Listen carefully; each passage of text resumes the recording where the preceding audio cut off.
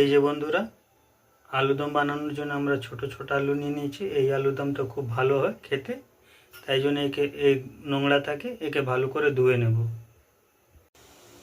দেখুন বন্ধুরা, আমাদের আলু ধোয়া হয়ে গেছে। আলুটাকে পরিষ্কার করা হয়েছে, কেন এর মধ্যে অনেক ধুলোবালি থাকে। ভালো করে পরিষ্কার করে নিয়েছি। এরপর আমরা একে সিদ্ধ জলে বয়েল করে নেব। এবার আমাদের জলটা গরম হয়ে গেছে, এবার একে আমি জলে দিয়ে দেব। এবার আমরা আলুটা বয়েল করে নেব। জলটা গরম হয়ে গেছে, আলুটা জলে দিয়ে দিয়েছে, এবার আমরা বয়েল করে নেব। আলুদম বানানোর জন্য একটু আলুটা আমরা বয়েল করে নেব। দেখুন বন্ধুরা, এই বয়েল আলুকে আমরা এইভাবে খোসা ছাড়িয়ে নেব সবগুলো। এই যে একটা একটা করে সব খোসাগুলো ছাড়িয়ে আলুদমের জন্য তৈরি করে রাখব। দেখুন বন্ধুরা, এভাবে আলু কষা বানানোর জন্য এভাবে প্রত্যেক আলুটাকে আমরা ছাড়িয়ে নেব।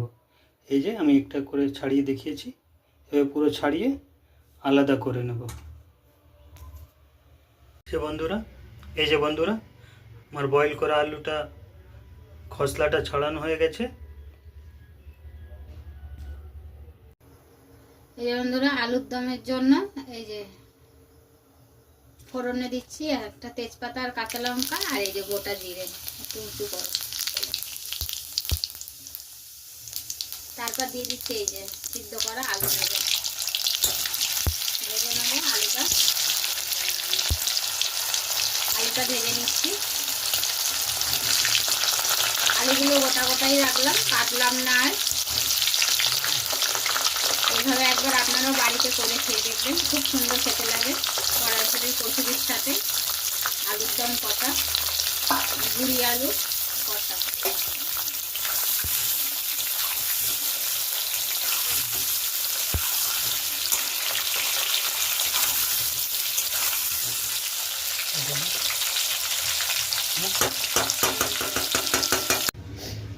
এই যে বন্ধুরা, আলুর দমের মশলাটা করে নিচ্ছি। কাঁচা লঙ্কা আর আদা বেটে নিচ্ছি।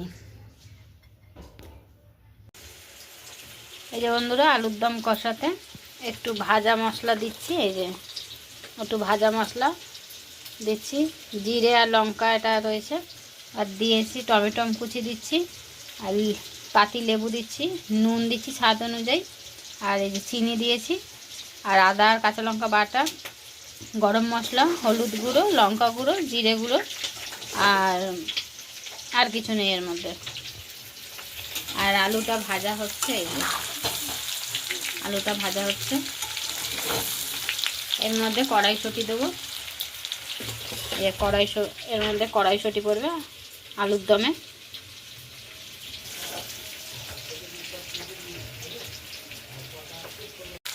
এই যে বন্ধুরা, আলুটা আমার ভাজা হয়ে গেছে।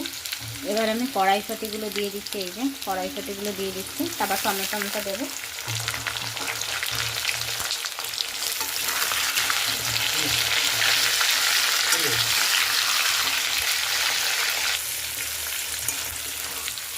এবার দিয়ে দিচ্ছি টমেটো কুচিটা। এই যে এবার দিয়ে দিলাম টমেটো কুচি। একটু ভাজা হবে টমেটোগুলো।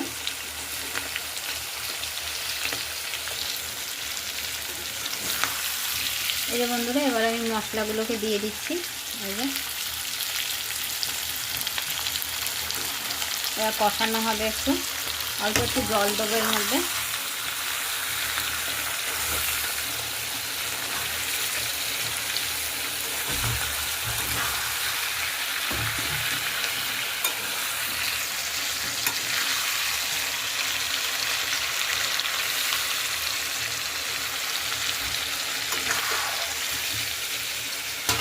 এবার এটা কষানো হচ্ছে।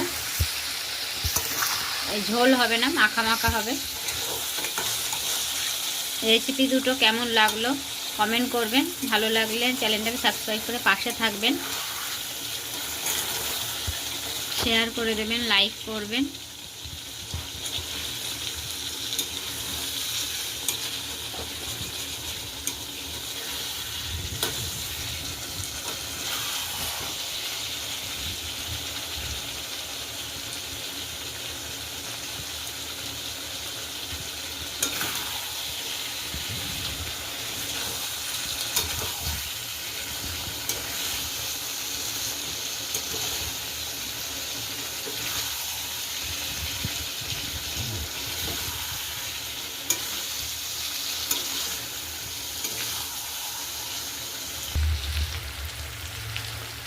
এই বন্ধুরা কষানো হয়ে গেছে, এবার আমি জল দিয়ে দিচ্ছি একদম অল্প পরিমাণে, যেহেতু এটা কষা হবে তাই অল্প দিচ্ছি, আলুটা সিদ্ধ করা ছিল। আপনারাও পরিমাণ মতন জল দিয়ে দেবেন। ছোট আলুর দম খেতে খুবই ভালো লাগে এই শীতকালে, আর খুবই কম সময় চটজলদি এই রেসিপিটা। এটা আমার মায়ের রেসিপি, এটা আপনাদেরকে শেয়ার করলাম। কেমন লাগলে প্লিজ কমেন্টস করবেন।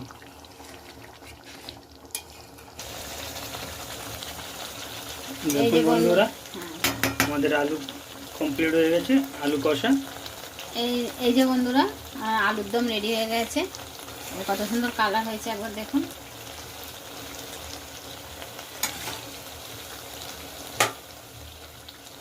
আপনারাও এইভাবে বাড়িতে একবার করে খাবেন, দেখুন কত সুন্দর কালার এসছে,